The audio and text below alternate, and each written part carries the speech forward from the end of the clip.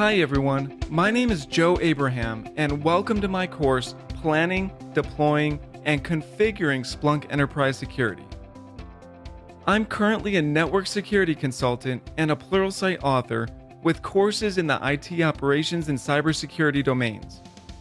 Are you trying to get your SOC the tools that it needs to properly threat hunt, correlate events, and investigate attacks?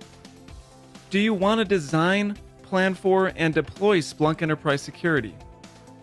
Well, in this course, we'll get that done.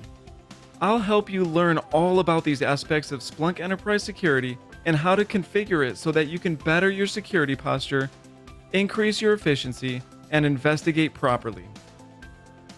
Some of the major topics that we will cover include designing a Splunk Enterprise Security deployment, planning for and installing Splunk Enterprise Security, and configuring Splunk Enterprise Security settings.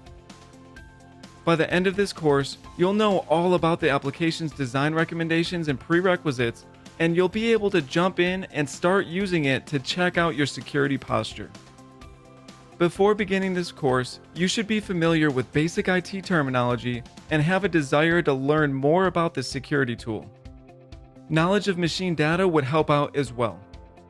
From here, you should feel comfortable diving further into the Splunk Enterprise Security tool and start navigating through customizing the data inputs and features within the application as we continue down this and other Splunk learning paths at Pluralsight.